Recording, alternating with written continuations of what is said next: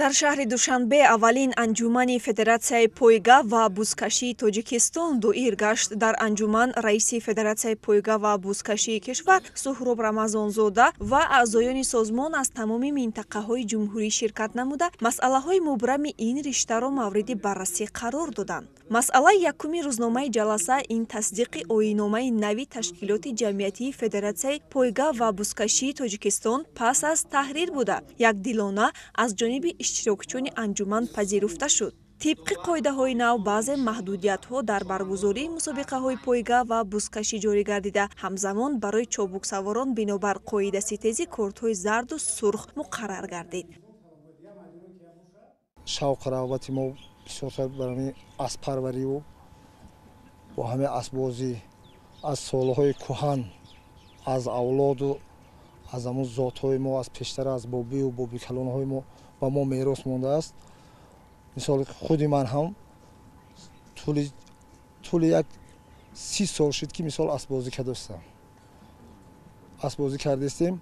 Рости гап дар ин давраи асбозимон чӣ қадар мусобиқаҳое ки дар ҷумҳурии Ӯзбекистону Қазоқистон рафта иштирок кардем, аспомон сазовори ҷойҳои хуб шуданд. Бисёртар зотҳои хуби аспҳоро мисол мо тарбия кардем, мисол барами мардум пешниҳод кардем, мисол то ҳозир ҳамаи аспҳо дар ҳам намуди мисол бискашиҳо иштирок кардастанд.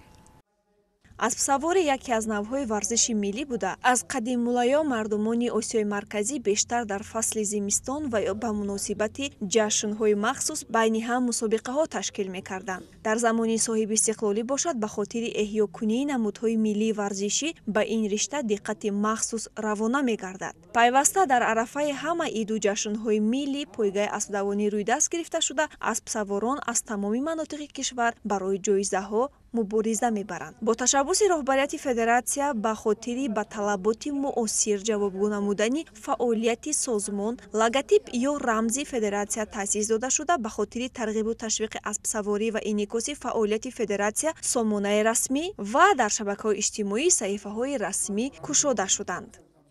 дар ноҳияи восеъ беҳад нисбати аспарварон шароити хуб мувофиқ карда шудааст.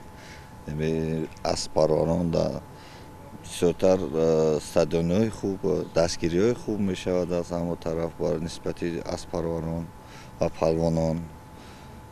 баъд маъракаҳои хуб, ташкилотҳои хуб дастгирӣ мекунанд соҳибкорро. мусобиқаҳои аспдавонӣ бо шӯру шавқи зиёди иштирокчиён сурат мегирад. онҳо доимо мухлисони зиёдро ҷалб месозанд. ба хотири таъмини шаффофияти доварӣ, шумораи ҳакамон дар рақобатҳо то 3-4 гурӯҳ афзоиш дода шуд. аспдавонӣ ҳам як варзиши миллӣ аст. махсусан бо супориши асосгузори солҳу ваҳдати миллӣ, пешвои муаззами миллат, федератсия ташкил кардагиам. аспарвариро дар сатҳи баланд монданд ки зоти аспи тоҷикӣ, бозиҳои миллӣ аз байн наравад. инам сарҷам кардани мардум аст, як нишонаи ваҳдати миллӣ аст ки мо 35-солагии истиқлоли давлати Тоҷикистона аз пеш ҷашн мегирем. баҳри ҳавасмандӣ ва қадршиносӣ аз меҳнатҳои варзишгарону аспсаворон, федератсия тасмим гирифт ҷоизаи махсус таҳти унвони савораи беҳтаринро ташкил намояд ва он ба нафарони фаъоле ки дастовардҳои намоён доранд тақдим мегардад. дар ноҳияи варзоб майдон дорем барои хидмат, барои тартибот, барои тартибот ҷамъиятӣ. мусобиқаҳои ҳамин бузкашӣ мегзаронем ноҳияи варзобда.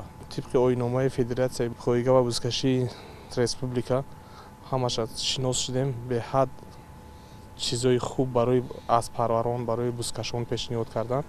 мо аз оян тибқи ҳамин оинномаи федератсия кора фаъолият мекунем.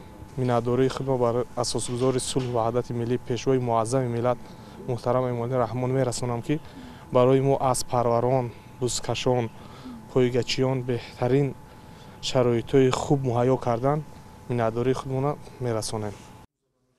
дар фарҷом миёни иштирокчиёни анҷуман суҳбати озод сурат гирифта, намояндагони минтақаҳо суолу дархост ва пешниҳодҳои худро иброз намуда, мушкилиҳои ҷойдоштаро баррасӣ карданд. Шурӯъ аз соли 2025 федератсия корро дар самти рушду инкишофи ин риштаи ниёгон хубтару беҳтар ба роҳ монда, ба хотири омода намудани чобуксаворони сатҳи байналмилалӣ чораҳои заруриро амалӣ менамояд.